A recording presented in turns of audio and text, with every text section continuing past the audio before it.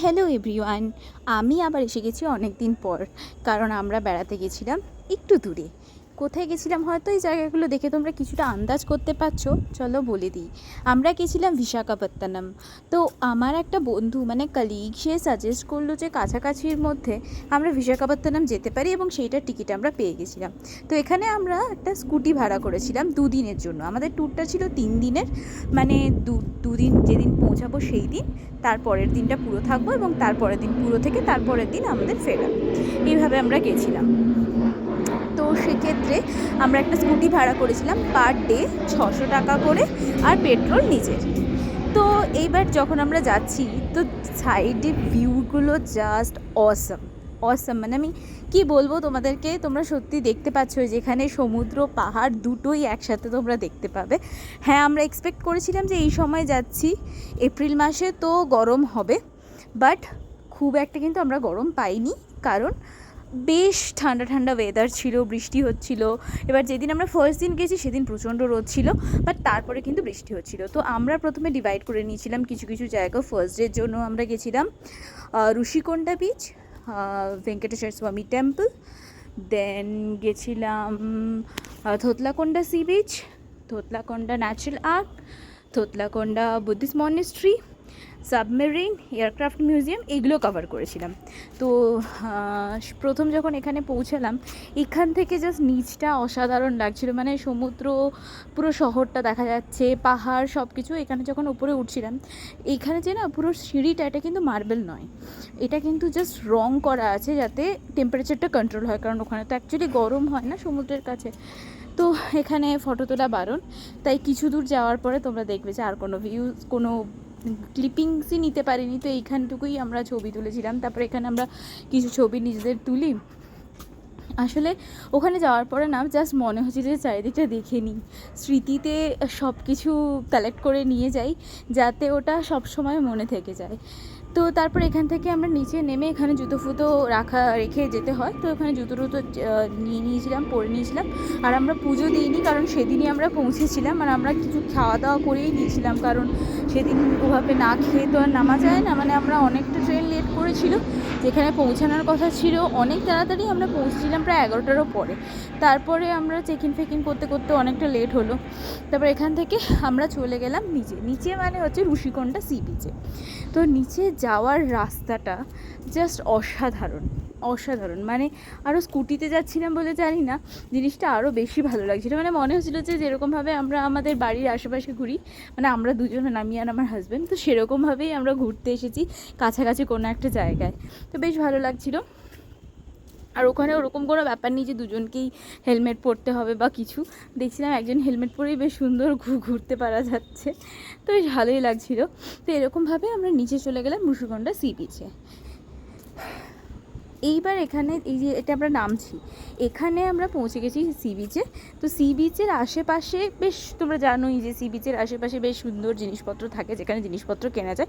তো আমরা কিছু কিনিনি অ্যাজ ইউজুয়াল, আমরা জাস্ট ঘুরে ঘুরে দেখে ওখান থেকে চলে গেছি, কারণ এমন কিছু যেখানে ছিল না যেটা আমাদের কলকাতাতে পাওয়া যায় না। তো আর ওখান থেকে স্মৃতি হিসেবে কী বা নিয়ে আসবো, তাই সেরকমভাবে কিছুই কেনা হয়নি সেদিন। তো সেদিন আমরা এখানে আমাদের স্কুটিটা রেখে দিই। স্কুটি রেখে দেওয়ার পর আমরা এখানে জায়গাটা এক্সপ্লোর করেছি। ওই সাইডে জিনিসপত্র আছে যেগুলো আমরা কিনে নিয়ে ঘরে যেতে পারি, আর এখানে আছে শুধু খাবার, বিভিন্ন রকমের খাবার পাওয়া যাচ্ছে। তারপরে আই লাভ ভাইজাগ লেখা টি-শার্ট পাওয়া যাচ্ছে, এখন তো এটা খুব ফ্যাশন।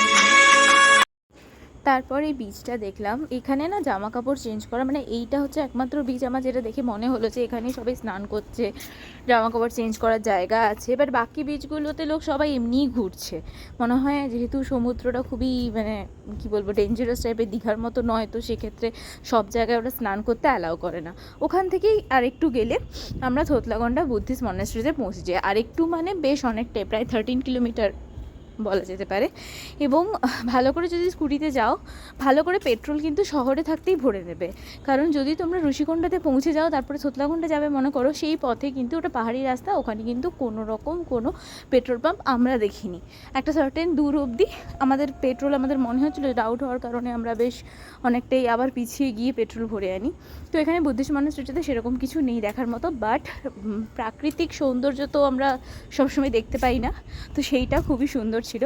তারপরে আমরা এখানে চলে এসেছিলাম থোতলাকোন্ডা ন্যাচারাল আর্কে। লোকজন উঠে উঠে ওখানটায় বসে বসে ফটো তুলছিল, এ করছিল সে করছিল, বাট আমরা দুজন জাস্ট ভিডিও করেছি, দূর থেকে একটা ফটো তুলে নিয়েছি স্মৃতি রাখার জন্য, বাট ওখানে উঠে ওই জায়গাটাকে নষ্ট করার চেষ্টা কোনো কিছু করিনি। তারপর ওখান থেকে আমাদের ওই সাইডটা পুরো কভার হয়ে যাওয়ার পর আমরা আবার আরকে বিচের দিকে ফিরে আসি, কারণ আমাদের সাবমেরিন এগুলো দেখা বাকি ছিল।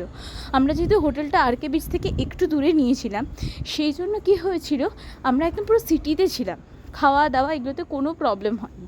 আরকে বিচের কাছে হোটেলগুলো অনেকটাই কস্টলি। আমাদেরটাও ছিল মোটামুটি ছিল, এসিটা ছিল 1,500 টাকা আর নন এসিটা ছিল 1,200 টাকা।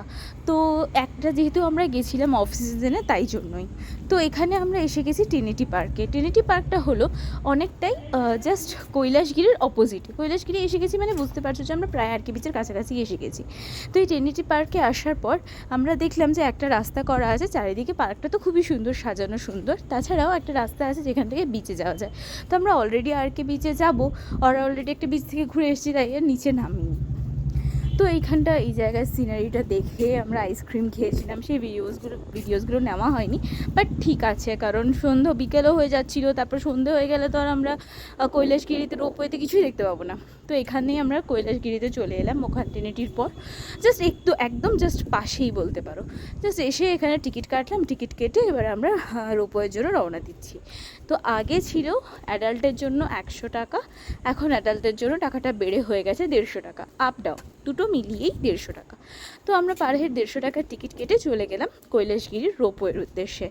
আর আমরা ওই রোপওয়ের মানে কী বলবো, এক্সপিরিয়েন্সটা খুব সুন্দর। মানে ওপর থেকে তুমি পুরো সিটিটাকে দেখতে পাবে, সমুদ্রটা দেখতে পাবে, সাথে পাহাড় দেখতে পাবে, জঙ্গল, এবং সব কিছু একসাথে দেখা যাবে। তবে এইটা কি হয়, বয়স্ক মানুষদের ক্ষেত্রে একটু চাপ হয়, কারণ এতটা উপরে ওঠা, মানে প্লাস কৈলাসগিরিতে যাওয়ার পরে যে পার্কটা সেটাও অনেকটাই বেশি রাস্তা। তো এখানে একটা একটা করে ওই যেগুলোতে করে যাব আমরা রোপওয়েগুলো, ওই জিনিসগুলো থামছে, এক কিছু 6জন করে উঠছে, তারপরে ওটা ছেড়ে দিচ্ছে। তো এইভাবে আমাদের টার্ন এসে গেল। কিছুক্ষণ দাঁড়ানোর পরেই হ্যাঁ দেখতে পাচ্ছ তোমরা এদিকটা পুরো জঙ্গল। তোমরা এবার দেখতে পাবে, আমি তোমাদেরকে ক্যামেরাটা ঘোরালেই, এটা সমুদ্র আর এটা হচ্ছে সিটি। জাস্ট অসাধারণ না? বেশ ভালো লেগেছে আমার, বেশ কাছাকাছি, খুব বেশি দূর নয় যে 2-3 দিন সময় লাগবে, আমরা ট্রেনে করে আরামসে যেতে পারি।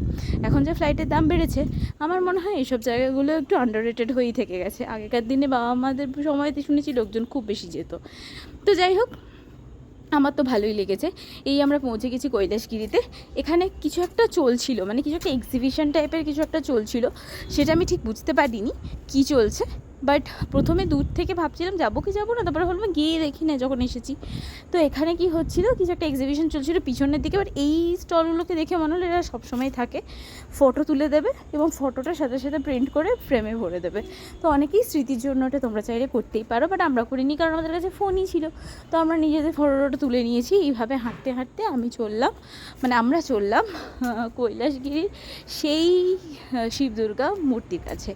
তো আমরা অ্যাট লাস্ট অনেক খুঁজে কোথায় শিব দুর্গা মূর্তি খুঁজে অ্যাট লাস্ট আমরা পৌঁছে গেছি।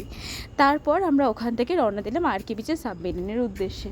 তো যখন আমরা আরকে বিচের সাবমেরিনে পৌঁছলাম, দেখলাম সবাই ভিডিও করছে, বাট ওখানে বাইরে লেখা আছে। তো আমি একটুক্ষণ পর ভিডিও করার পরেই আমার মনে হলো যে না, এটা উচিত নয়। তো তারপরেই আমি কিছুক্ষণ পরেই জাস্ট ওটা ভিডিও ক্লিপিংসটা নেওয়া বন্ধ করে দিয়েছি। এটা একদম আরকে বিচের ওপর, যেখানে সাবমেরিন ওখানেই আরও দুটো যে এয়ারক্রাফট মিউজিয়াম আর হেলিকপ্টার মিউজিয়াম আছে, এই দুটোরই টিকিট কাটা যায় একসাথে পেয়ার করে। তো আমরা শুধু এরপরে আর এয়ারক্রাফট মিউজিয়ামে গেছিলাম, আর হেলিকপ্টার মিউজিয়াম কী আছে ওটাতে যাইনি। তো সেইটার পর এখানে জাস্ট অপোজিটে, মানে এদিকে আরকে বিচ আর এদিকে সাবমেরিন, আর তার উল্টো দিকেই এইটাই সেই এয়ারক্রাফট মিউজিয়াম, যেখানে বিভিন্ন রকম অনেক কিছু দেখা যায়। এয়ারক্রাফট 420 এরকম কিছু একটা নাম ছিল সম্ভবত। তো ওটা দেখার পর মানে আমার তো বেশ ভালো লেগেছে, মানে ওরা এত সুন্দরভাবে জিনিসটাকে শো করেছে, প্রিজার্ভ করেছে, খুবই ভালো লেগেছে। তারপর ওখান থেকে আমরা বেরিয়ে আমাদের হোটেলে চলে এসেছিলাম, এবং নেক্সট ডে আমরা আবার ভেঙ্কটেশ্বর স্বামী নরসিংহ টেম্পলের দিকে রওনা দিলাম। সীমাচলম টেম্পল বলে অ্যাকচুয়ালি ওটাকে।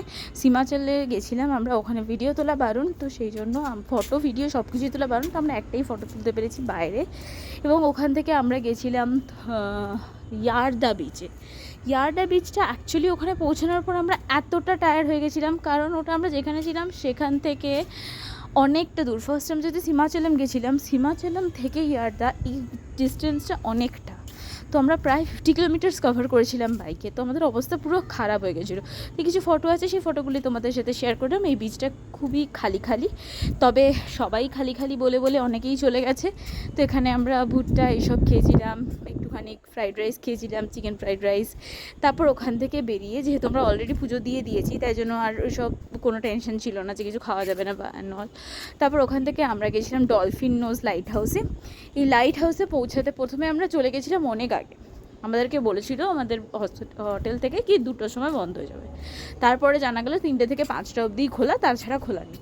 আবার আমরা ঘুরে ঘুরে ঘুরে ঘুরে আবার এখানে ব্যাক করে এলাম, যে এতটা দূর ট্রাভেল করে যখন এসেছি দেখেই যাব। তো এখানে এতটা ভিড় ছিল যে আমার ভিডিও নিতে খুব ভয় লাগছিল। তাই কিছু ফটো তুলেছি, সেই ফটোগুলো আমি তোমাদের সাথে এখানে শেয়ার করলাম। খুবই এতটা ওপরে আর ভিড়ও হয়ে যাচ্ছিলো, তো তাই জন্য কয়েকটাই ফটো নিতে পেরেছি। এরপর ওখান থেকে ফেরার সময় আমরা ফিশিং হারবার গেছিলাম, বিশাখাপত্তনম ফিশিং হারবার।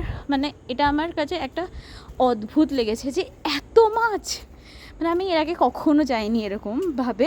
মানে মাছ, মানে সেই আমাদের যেরকম এখানে মল্লিক ঘাটে এত ফুল থাকে না, ওই রকম টাইপের। মানে সে মাছ পুরো গন্ধ, মানে সেই কালো জল, মানে কি বলবো আর সেটা বোঝাতেও পারছি না আমি। তোমরা এখানে ভিডিওতে দেখতেই পাচ্ছ, সেই বড় বড় ক্রেন আছে, আছে, ঝুড়িতে করে মাছ আছে, যেরকম আমাদের সবজি থাকে। এরপর আমরা হোটেলে ফিরে একটু ফ্রেশ হয়ে আবার আরকে বিচের একটু সৌন্দর্য উপভোগ করতে গেছিলাম। রাত্রিবেলা দারুণ লাগছিল। এরপর আমাদের তাড়াতাড়ি ঘুমিয়ে পড়তে হয়েছিল সেকেন্ডের পরে, কারণ তার পরের দিন আমাদের যাওয়া ছিল আরাকুতে সকালবেলা ট্রেন ছিল, যে ট্রেনে ভিস্টাডোম কোচের টিকিটটা আমরা আগেই থেকে কেটে রেখেছিলাম। তারপর নিয়ে আসছি নেক্সট ব্লগ। তো দেখা হচ্ছে আরাকুর ব্লগে।